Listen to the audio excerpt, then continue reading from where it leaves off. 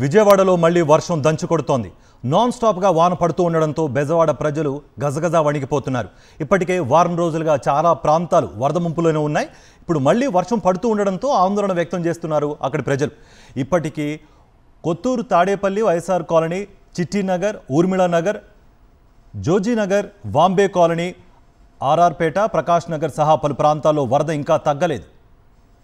దీనిపై మరింత సమాచారం మా ప్రతినిధి సతీష్ అందిస్తారు. విజయవాడలో మళ్లీ వర్షం భయపెడుతుంది.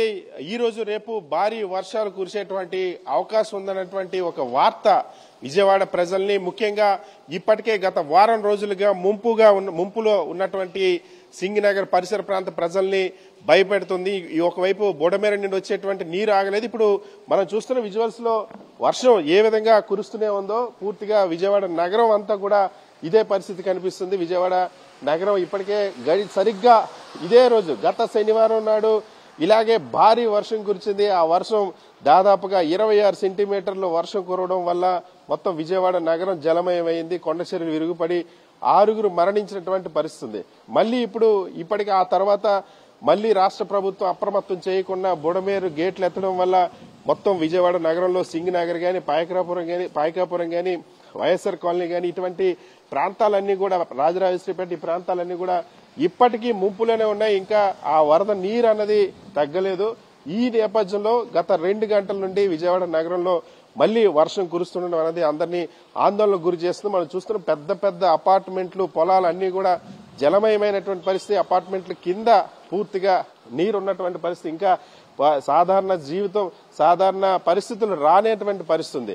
ఇప్పటికీ వాళ్ళకి నిత్యావసరాలు అందనటువంటి పరిస్థితి. ఇలాంటి సమయంలో ఇప్పటికే బుడమేరుకు సంబంధించిన గండ్లలో 2 గండ్లు పూడ్చారు. 3వ గండిని ఆర్మీ సహకారంతో దాన్ని పూడ్చేటువంటి ప్రయత్నం చేశారు. ఆ పనులు ఒకవైపు కొలుక్కొస్తున్న నేపథ్యంలో భారీ వర్షం నిన్నంతా విజయవాడ ఎన్టీఆర్ జిల్లాలో ఉంటున్న నందిగామ ఈ ప్రాంతంలో భారీ వర్షం కురిసింది. ఇవాళ ఏకంగా విజయవాడ నగరంలోని వర్షం కురుస్తున్నటువంటి నేపథ్యంలో జనం భయపడుతున్న పరిస్థితి. ఎందుకంటే వర్షం అంటే చాలు భయపడే పరిస్థితి వచ్చింది.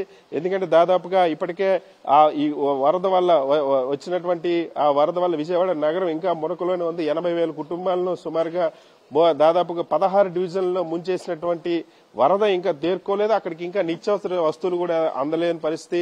ఎంతో మంది ప్రాణాలు కోల్పోయారు. ఆ లెక్కలు కూడా ఇంకా తేలనటువంటి పరిస్థితి. ఇలాంటి తరుణంలో మళ్లీ ఇప్పుడు వర్షం పడడం అన్నది జనాన్ని భయపెడుతున్నటువంటి పరిస్థితి.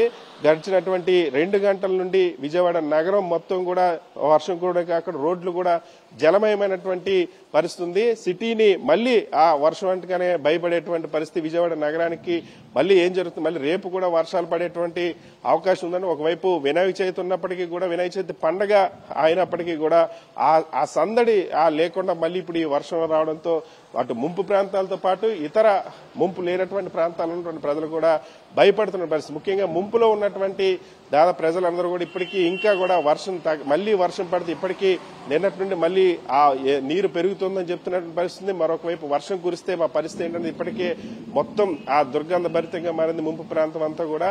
అక్కడ ఆ వ్యాధులు వ్యాపించేటువంటి ఆందోళన కూడా చెంది. అలాంటి తరుణంలో మళ్లీ ఇప్పుడు ఈ వర్షాలు ఏం కష్టం తెస్తాయన్నటువంటి ఒక టెన్షన్ అనేది విజయవాడ నగరవాసుల్లో నెలకొంది. ఇదే శివతో సతీష్, సాక్షి టీవీ, విజయవాడ.